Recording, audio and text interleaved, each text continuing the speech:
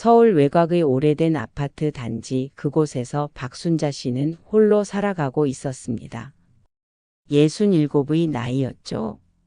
남편을 떠나보낸 지 3년째 그녀의 삶은 조용했습니다. 가을이 시작되면 단지 안 은행나무들이 노랗게 물들기 시작했어요. 저녁이면 붉은 석양이 거실 창문을 부드럽게 스치고 지나갔습니다. 순자 씨는 그 시간을 좋아했어요. 창가에 앉아 따뜻한 차를 마시며 천천히 어둠이 내려앉는 풍경을 바라보는 것이 하루의 작은 즐거움이었습니다. 아침이면 근처 공원을 산책했습니다. 같은 시간, 같은 길을 걷는 것이 익숙했죠.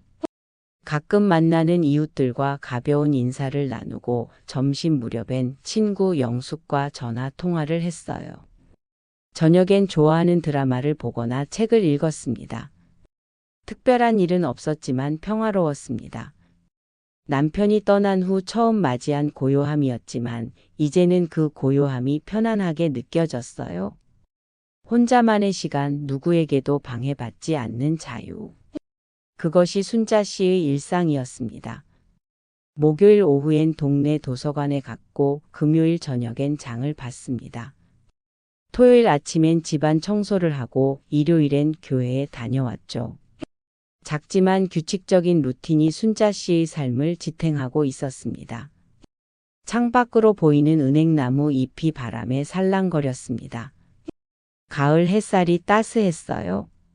순자 씨는 차를 한 모금 마시며 미소 지었습니다. 이런 평온한 날들이 계속되기를 바라는 마음으로요. 저녁 무렵 아파트 단지의 불빛이 하나둘 켜지기 시작했습니다.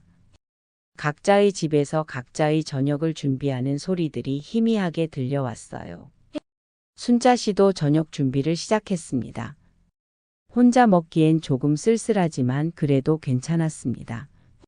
이것이 그녀가 선택한 그녀만의 삶이었으니까요. 어느 가을 저녁 딸 수진에게서 전화가 걸려왔습니다.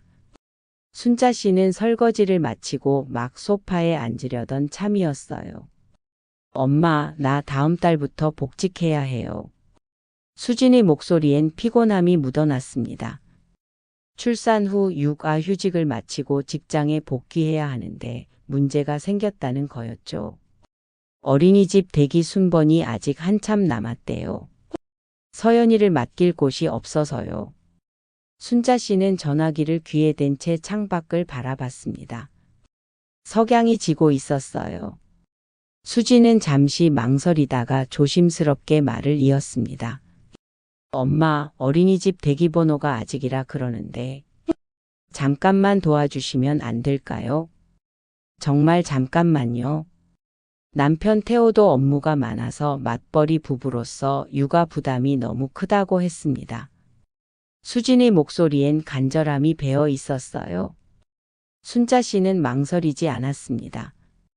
손녀 서연이의 얼굴이 떠올랐죠. 돌이 갓 지난 아이, 분홍빛 볼과 까만 눈동자를 가진 작은 생명. 그래, 걱정 마. 엄마가 봐줄게. 수진의 안도하는 한숨이 전화기 너머로 들렸습니다. 정말요? 고마워요, 엄마. 엄마 아니면 어떻게 하나 했어요. 며칠 후 수진 부부가 서연이를 데리고 왔습니다. 순자 씨는 현관문을 열고 작은 손녀를 맞이했어요. 태호가 유모차와 기저귀 가방을 들고 들어왔습니다. 어머니 정말 감사합니다. 저희가 퇴근하면 바로 데리러 올게요. 순자 씨는 서연이를 품에 안았습니다. 따뜻하고 보드라운 감촉이 느껴졌어요. 아이는 할머니를 보며 방긋 웃었습니다. 그 순간 오랜만에 집안에 온기가 번지는 걸 느꼈습니다. 우리 서연이 할머니랑 재미있게 지내자. 수진 부부가 출근하고 나서 순자 씨는 서연이와 단둘이 남았습니다. 아이는 거실 바닥에서 장난감을 가지고 놀았어요.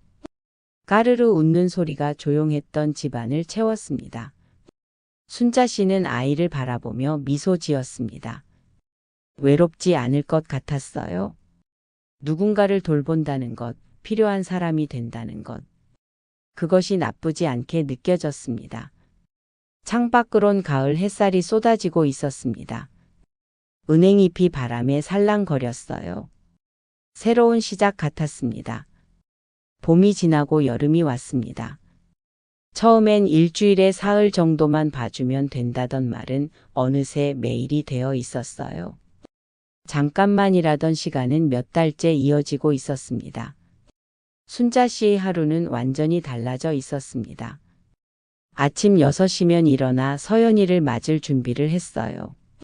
수지는 7시가 되기 전에 아이를 데려왔고 저녁 8시가 넘어서야 데리러 왔습니다. 이유식을 준비하고 기저귀를 갈고 낮잠을 재우고 달래고 순자 씨의 하루는 온통 서연이 중심으로 돌아갔습니다. 아이가 낮잠을 잘 때면 그녀도 함께 눈을 붙였지만 금방 깨어나는 바람에 깊은 잠을 자기는 어려웠어요.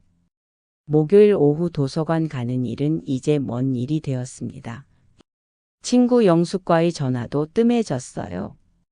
영숙이 점심 약속을 제안했을 때 순자는 미안하다고 말할 수밖에 없었습니다. 미안해 영숙아. 나 요즘 손녀 봐주느라 바빠서. 괜찮아. 다음에 보자. 건강은 괜찮은 거지. 응, 괜찮아. 하지만 사실은 괜찮지 않았습니다. 허리가 자주 결렸고 손목도 저렸어요. 서연이를 안아 올릴 때마다 무릎에서 소리가 났습니다. 병원에 가야겠다고 생각했지만 시간을 내기가 어려웠습니다. 가을이 다시 찾아왔습니다. 1년이 흐른 거였죠. 단지 안은행 나무가 다시 노랗게 물들기 시작했어요. 순자 씨는 문득 깨달았습니다. 자신의 시간이 완전히 사라져 버렸다는 것을요. 어느 날 저녁 수진이 서연이를 데리러 왔습니다. 순자 씨는 조심스럽게 말했어요. 수진아, 엄마가 병원 좀 가야 할 것 같아. 허리가 많이 아파서. 수진은 피곤한 얼굴로 고개를 끄덕였습니다. 그래요. 그럼 병원 가는 날 미리 말씀해 주세요. 제가 그날은 휴가를 내든지 할게요. 순자 씨는 안도했습니다. 며칠 후 병원 예약을 잡았어요. 오랜만에 자신을 위한 시간을 갖는다는 생각에 마음이 조금 가벼워졌습니다. 하지만 예약 전날 저녁 수진에게서 전화가 왔습니다. 엄마, 내일 회사에 급하게 회식이 잡혔어요. 서연이 좀 봐주실 수 있죠? 순자 씨는 전화기를 든 손에 힘이 들어가는 걸 느꼈습니다.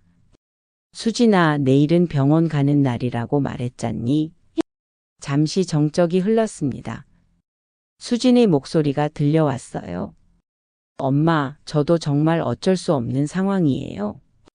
이번만 부탁드릴게요. 병원은 다음에 다시 예약하시면 되잖아요. 순자 씨는 할 말을 잃었습니다. 순자 씨는 전화기를 내려놓고 한참을 그 자리에 서 있었습니다. 거실 창밖으론 어둠이 내려앉고 있었어요. 가로등 불빛이 하나둘 켜지기 시작했습니다. 내일은 병원 가야 해서 어려울 것 같아. 그렇게 말하고 싶었습니다. 하지만 입 밖으로 나온 말은 달랐어요. 알았어. 그럼 내일 봐줄게. 전화를 끊고 나서 순자는 병원에 전화를 걸었습니다. 예약 취소를 하는 동안 가슴 한편이 서늘하게 식어가는 걸 느꼈어요. 몇 주를 기다려 잡은 예약이었는데 다시 예약하려면 또 몇 주를 기다려야 했습니다. 다음 날 아침 수지는 평소보다 더 급하게 서연이를 데려왔습니다. 엄마, 정말 고마워요. 어제 말한 거 부탁드려요. 순자 씨는 아무 말 없이 서연이를 받아 안았습니다.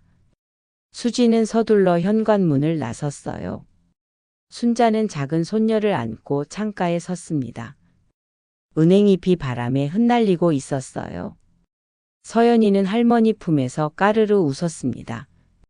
그 웃음이 사랑스러웠지만 동시에 가슴이 무거웠어요. 자신이 지켜야 할 시간과 손녀를 돌봐야 하는 의무 사이에서 순자는 흔들리고 있었습니다. 며칠 후 친구 영숙에게서 다시 전화가 왔습니다. 순자야, 이번 주 금요일에 우리 모임 있어. 몇 달째 얼굴도 못 봤잖아. 이번엔 꼭 나와. 순자는 달력을 확인했습니다. 금요일이라. 괜찮을 것 같았어요. 알았어. 이번엔 꼭 갈게. 하지만 목요일 저녁 태호에게서 전화가 걸려왔습니다. 어머니, 내일 수진이가 출장을 가게 됐어요. 제가 아침 일찍 중요한 회의가 있어서요. 서연이 좀 봐주실 수 있으시죠? 순자는 깊게 숨을 들이마셨습니다. 박서방, 내일은 내가 친구들을 만나기로 했네. 몇 달 만에 잡은 약속이에요. 전화기 너머로 잠시 침묵이 흘렀습니다. 태호의 목소리가 난처하게 들려왔어요. 그렇군요. 하지만 어머니, 저희도 정말 급한 상황이라서요. 다른 방법이 없네요. 순자는 눈을 감았습니다. 마음속에서 무언가가 무너지는 소리가 들렸어요. 알겠어. 내일 봐줄게. 전화를 끊고 영숙에게 다시 전화를 걸었습니다. 영숙아, 미안해. 나 내일 못 갈 것 같아. 영숙의 목소리엔 걱정이 묻어났습니다. 순자야, 내가 요즘 너무 안 보여. 괜찮은 거 맞아. 괜찮아. 그냥 손녀 봐주느라 바빠서.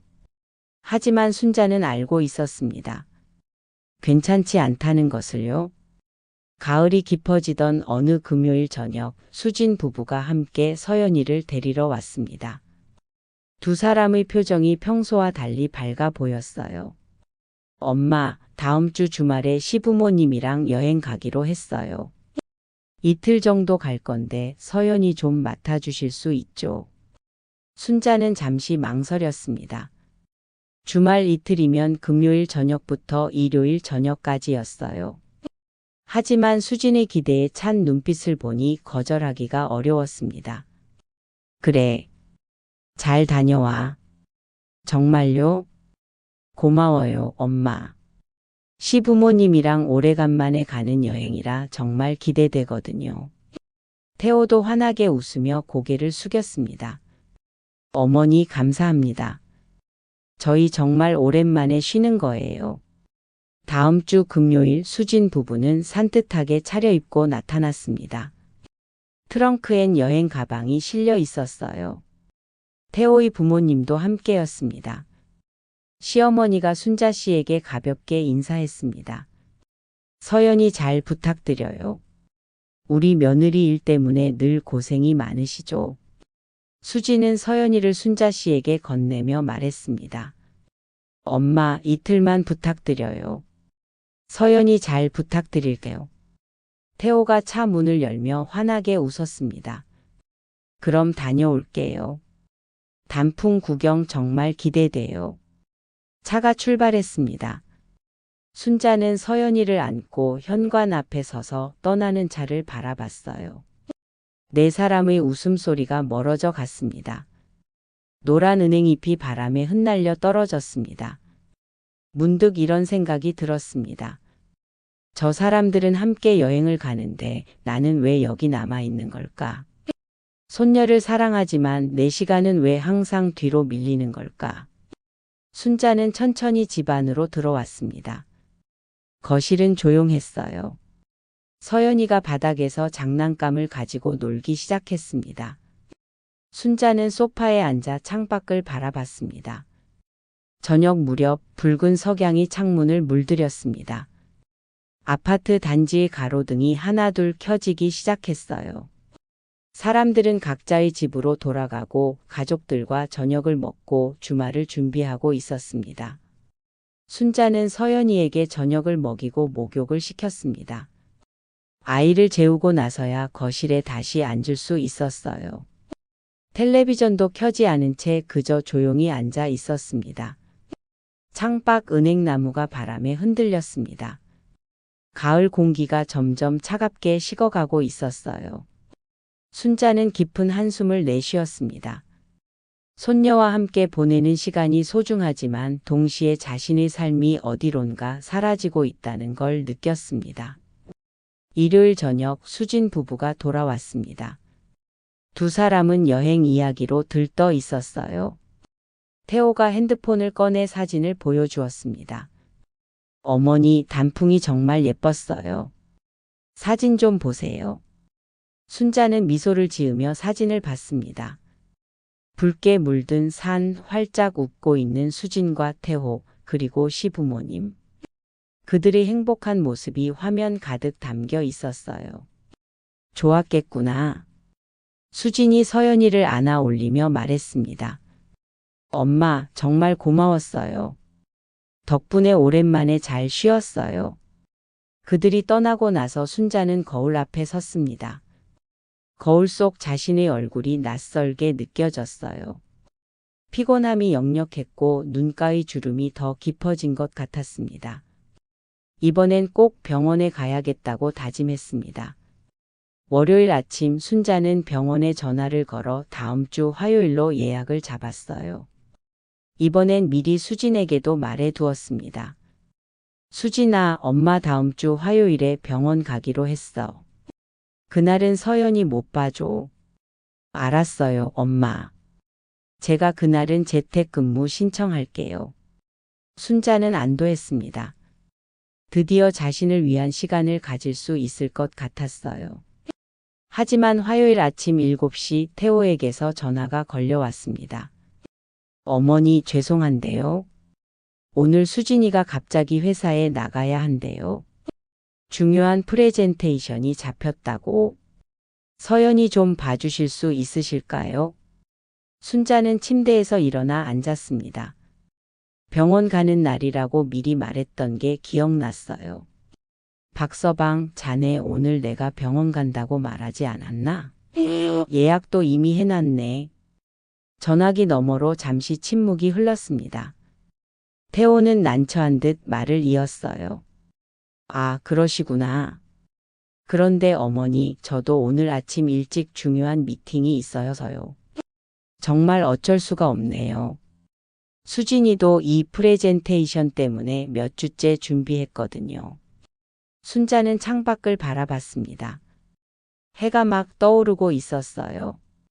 그럼 내 병원은 어쩌란 말인가. 태호의 목소리가 조심스럽게 들려왔습니다. 어머니, 정말 죄송해요. 병원은 다음에 다시 예약하시면 안 될까요? 저희도 정말 급한 상황이라서요. 순자는 깊은 한숨을 내쉬었습니다. 가슴 속에서 무언가가 무겁게 가라앉는 걸 느꼈어요. 오늘은 힘들 것 같네, 박서방. 그 말이 입 밖으로 나왔습니다. 처음으로 거절한 것이었죠. 잠시 침묵이 흘렀습니다. 태호는 조심스럽지만 어딘가 단정한 어조로 말했습니다. 요즘은 부탁드리기가 조금 어렵네요, 어머니. 그 말은 순자의 마음을 깊게 파고들었습니다. 전화를 끊고 나서 순자는 한참을 침대 가장자리에 앉아 있었습니다. 태호의 마지막 말이 귓가에 맴돌았어요. 요즘은 부탁드리기가 조금 어렵네요, 어머니. 그 말 속엔 여러 감정이 섞여 있었습니다. 불편함, 서운함, 그리고 어쩌면 섭섭함까지도요. 손녀를 돌봐주는 게 당연하다고 생각했던 사람들이 이제는 순자의 거절을 불편해하고 있었습니다. 순자는 천천히 일어나 거실로 나왔습니다. 창밖으론 가을 아침 햇살이 쏟아지고 있었어요. 은행나무 잎이 바람에 흔들렸습니다. 병원 예약 시간은 10시였습니다. 결국 순자는 병원에 갔습니다. 처음으로 자신을 선택한 것이었죠. 진료를 마치고 집으로 돌아오는 길 가슴이 답답했습니다. 수진에게서 여러 통의 부재중 전화가 와 있었어요. 집에 도착하자마자 수진에게서 전화가 걸려왔습니다. 엄마, 왜 전화를 안 받으셨어요? 결국 제가 프레젠테이션을 못했잖아요. 어떻게 이러실 수가 있어요? 수진의 목소리엔 분노가 섞여 있었습니다. 순자 씨는 조용히 대답했어요. 수진아, 엄마도 병원 가야 했어. 미리 말했잖니? 그래도 그렇죠. 엄마 아니면 맡길 데가 없다고요. 제 일이 얼마나 중요한지 아시잖아요. 그 말을 듣는 순간 순자는 분명히 깨달았습니다. 처음엔 감사로 시작했던 일이 어느새 당연함으로 바뀌어 있다는 것을요. 손녀를 돌보는 일이 이제는 순자의 의무가 되어버린 것입니다. 그날 저녁 순자는 거실 의자에 앉아 창밖을 바라봤습니다. 붉은 노을이 아파트 단지를 물들이고 있었어요. 가로등 불빛이 하나둘 켜지기 시작했습니다. 노을과 가로등 불빛이 섞이며 천천히 어둠으로 바뀌어 갔습니다. 순자는 조용히 한숨을 내쉬었습니다. 손녀를 돌보며 보낸 시간 동안 그녀 자신의 삶은 조금씩 뒤로 밀려나 있었습니다. 병원 가는 일, 친구들을 만나는 일, 도서관에 가는 일, 산책하는 일. 그 모든 작은 일상들이 사라져 있었어요. 엄마니까 당연하다는 말. 그 말들이 켜켜이 쌓여 이제는 순자의 가슴을 무겁게 짓누르고 있었습니다. 감사는 어디로 갔을까요? 미안함은 어디로 사라진 걸까요? 창밖 은행나무가 바람에 흔들렸습니다. 노란 잎이 하나둘 떨어지고 있었어요. 가을이 깊어지고 있었습니다. 순자 씨는 그 풍경을 바라보며 깨달았습니다. 자신도 저 은행잎처럼 조용히 떨어지고 있다는 것을요. 며칠이 지났습니다. 수지는 전화도 하지 않았고 서연이를 데려오지도 않았어요. 순자 씨의 집은 다시 조용해졌습니다. 창밖으론 가을이 깊어지고 있었습니다. 은행나무 잎은 거의 다 떨어져 앙상한 가지만 남아 있었어요. 저녁이면 차가운 바람이 창문을 스쳤습니다. 순자 씨는 거실 의자에 앉아 따뜻한 차를 마셨습니다. 예전처럼 고요한 저녁이었지만 이제는 그 고요함이 예전과 달랐어요. 공허함이 느껴졌습니다. 목요일 오후 친구 영숙에게서 전화가 왔습니다. 순자야, 내일 모임 있어. 이번엔 올 수 있지? 응, 갈게. 순자는 오랜만에 친구들을 만났습니다. 다들 반가워했어요. 하지만 함께 웃고 이야기를 나누면서도 마음 한편이 허전했습니다. 손녀의 웃음소리가 그리웠고 작은 손이 그리웠습니다. 집으로 돌아오는 길, 순자는 아파트 단지 벤치에 잠시 앉았습니다. 저녁 공기가 차가웠어요. 가로등 불빛 아래로 낙엽이 흩날렸습니다. 문득 깨달았습니다. 손녀를 돌보는 일이 힘들었지만 동시에 그 시간이 자신에게 의미 있는 시간이기도 했다는 것을요. 필요한 사람이 된다는 것, 누군가를 돌본다는 것. 그것이 외로움을 채워주고 있었습니다. 하지만 그 과정에서 자신의 삶은 완전히 사라져 있었습니다. 감사는 당연함이 되었고 부탁은 의무가 되어버렸어요. 처음의 따뜻함은 어느새 차가운 책임감으로 바뀌어 있었습니다. 순자는 천천히 집으로 돌아왔습니다. 거실 창가에 서서 밤하늘을 바라봤어요. 아파트 단지의 불빛들이 반짝이고 있었습니다. 각자의 집에서 각자의 저녁을 보내고 있는 사람들. 손녀의 얼굴이 떠올랐습니다. 방긋 웃던 모습, 할머니를 부르던 목소리. 그 모든 것이 그리웠지만 동시에 두려웠습니다. 다시 그 시간으로 돌아간다면 자신의 삶은 또다시 뒤로 밀릴 테니까요. 순자는 의자에 앉아 조용히 한숨을 내쉬었습니다. 처음엔 감사로 시작했던 일이 이제는 엄마니까 당연하다는 말로 덮여버린 현실. 그 말들이 켜켜이 쌓여 어느 가을 저녁의 공기처럼 차갑고 묵직하게 가슴에 내려앉아 있었습니다. 창밖으론 첫눈이 내리기 시작했습니다. 하얀 눈송이가 가로등 불빛을 받아 반짝이며 떨어졌어요. 순자는 그 풍경을 바라보며 생각했습니다. 사랑과 희생 사이, 감사와 당연함 사이. 그 어딘가에서 자신은 길을 잃어버린 것 같았습니다. 거실은 여전히 따뜻했지만 순자의 마음은 가을 공기처럼 차갑게 식어 있었습니다.